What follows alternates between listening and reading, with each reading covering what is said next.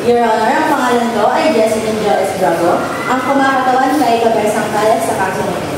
Base sa aking pagsasalisik, ang pagpatay sa mag-asawa at isang braille ay hindi ginawa ng aking kliyente yung si Cabezang Tales. Paniniwalaan kong iginigit siya ng mga braille upang mapagpagpa ng isa na namang kasamaman na ginawa nila sa bayan ito. Ilang araw lamang ay pinagkatawanan siya ng mga braille habang naglalakad sa pagkatalo sa unang panilig na kanyang inilaban para sa lupang tubong sa kahan.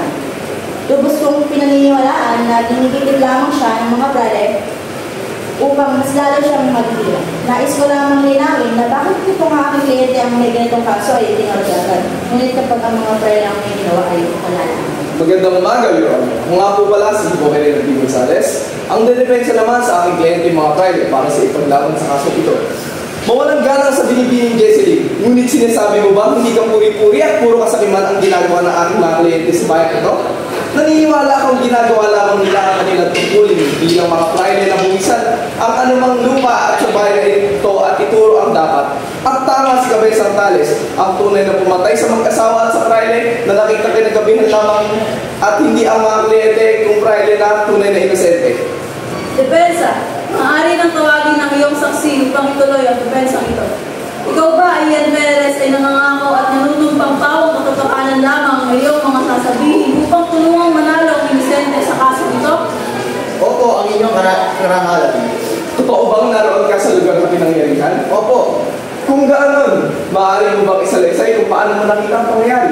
Narinig ko na may pumutok na baril. Tapos tumingin ako sa aming bintana. May nakita akong alino sa labas sa bahay na iyon. Sobrang takot ko ay kaagad akong isinara ang aking mga bintana. Yun lang ang aking tanong, Your Honor. May nakita ang kanina, hindi ba? Opo. Nakita mo ba ang soto anumang bagay na magpapakita hindi kliyente ko ang gumawa nito? Hindi ko po yan masabi. Nakita ko lamang ang alino ng taong pumatay doon. At saka may hawak siyang parang baril. Yun lamang ang aking tanong, Your Honor. Base sa aking narinig galing sa saksi ng kaso ito, walang tiyak na mukha o pagkakakilanlan ng kanyang sinabi. Kaya naman paano natin nahatulan ng guilty ang Cabeza kung mismo ang iyong saksi taga-depensa ay walang tiyak na ebidensya? Ngunit, Kaso desistimado, sa iyong saksi ay wala lang mas may didiin pa sa Cabeza. Dapat ay iyong saksi pa lamang ay wala nang butas sa Cabeza para makatakas sa iyong mga akusasyon. paano naman sa kanila? Wala naman silang sariling saksi at kami ay mayroon.